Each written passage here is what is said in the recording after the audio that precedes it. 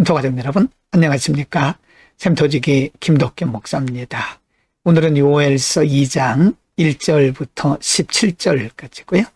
오늘 본문 말씀도 역시 하나님의 징계로서의 재앙이 임할 때 어떤 자세를 가져야 되는지를 가르치고 있습니다. 하나님을 떠난 유다 백성들에게 하나님은 징계로서의 재앙을 이미 예고하셨습니다.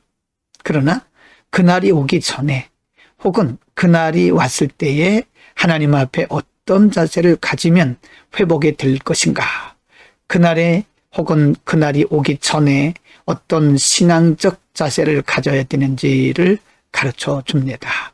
2장 1절부터 4절에서는요 역시 계속해서 그날이 오고 있음을 경고하고 있습니다. 1절, 시온에서 나팔을 불며 나의 거룩한 산에서 경고의 소리를 질러 이 땅 주민들로 다 떨게 할지니 이는 여호와의 날이 이르게 되면이라. 이제 임박하였으니 2절, 곧 어둡고 캄캄한 날이요 짙은 구름이 덮인 날이라. 새벽빛이 산 꼭대기에 덮인 것과 같으니 이는 많고 강한 백성이 이르렀습니다.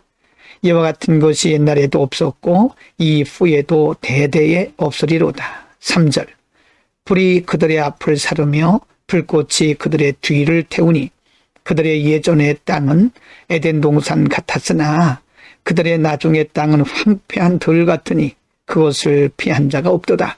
4절, 그의 모양은 말 같고 그 달리는 것은 기병 같다라고 한 번 더 경고를 하시면서 그날이 임박했다.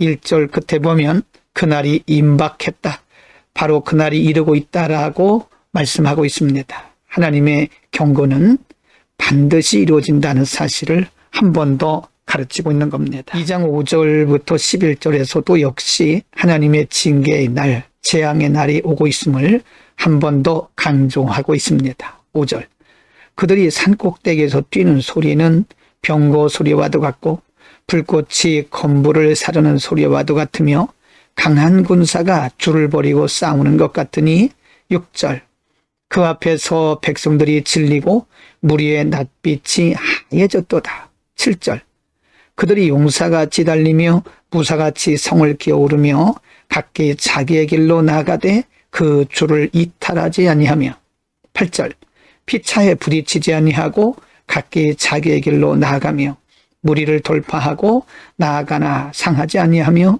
9절입니다.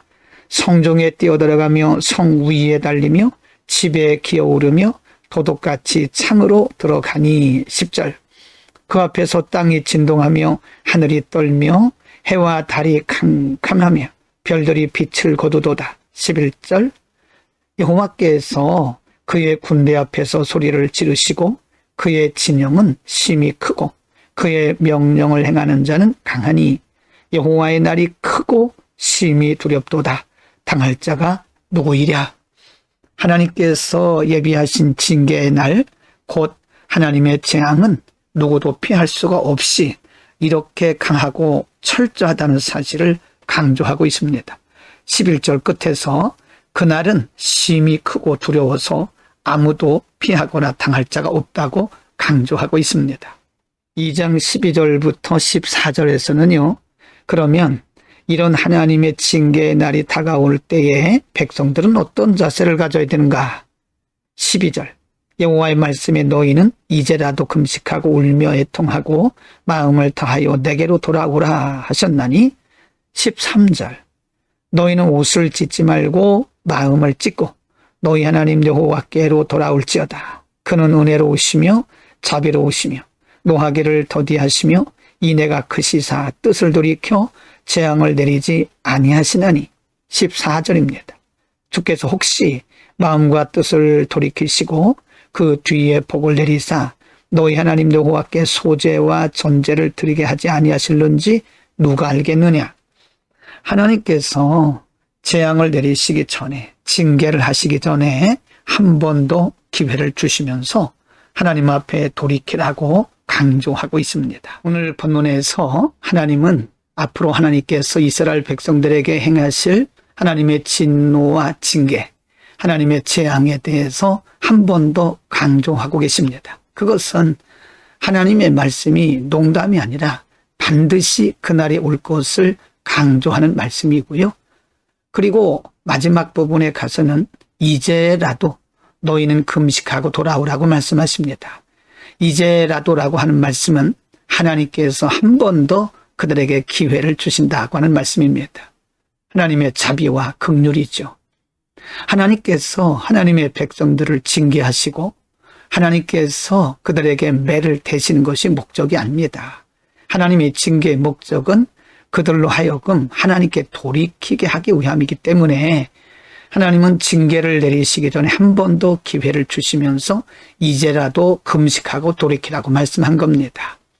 하나님은 돌이키는 자, 깨닫고 돌이키는 자들에게는 언제나 자비와 긍휼을 베푸십니다. 물론 용서도 하시죠. 그래서 깨닫고 돌이키는 것이 하나님 앞에서는 큰 은혜인 겁니다. 인간이 얼마나 연약하고 얼마나 부족하고 얼마나 무지한지 하나님 알고 계십니다. 그래서 우리에게 늘 기회를 주시면서 다시금 시작할 수 있도록 하시는 거죠. 오늘 하나님께서 우리에게 주신 말씀을 깨닫고 돌이키는, 다시 시작하는 은혜가 있기를 바랍니다. 깨닫는 것이 은혜고 다시 시작하는 것이 축복입니다. 기도하겠습니다. 거룩하신 아버지, 하나님께서 철저한 재앙과 징계를 준비하셨음을 한 번 더 말씀하시는 것은 하나님께서 반드시 그 말씀대로 이루실 것을 의미한다고 배웠습니다. 또 하나님은 이제라도 돌이키라고 말씀하시면서 백성들에게 기회를 주시면 하나님의 한없는 자비와 긍휼을 우리에게 가르쳐 주셨습니다. 하나님, 우리에게 언제나 깨닫는 은혜와 지혜, 그리고 분별력, 결단의 은혜와 능력을 베풀어 주소서. 우리가 혹시 잘못된 길을 가다가도 말씀 듣고 깨닫고 돌이키는 은혜가 우리 가운데 있게 하여 주옵소서. 예수 그리스도의 이름으로 기도드립니다. 아멘.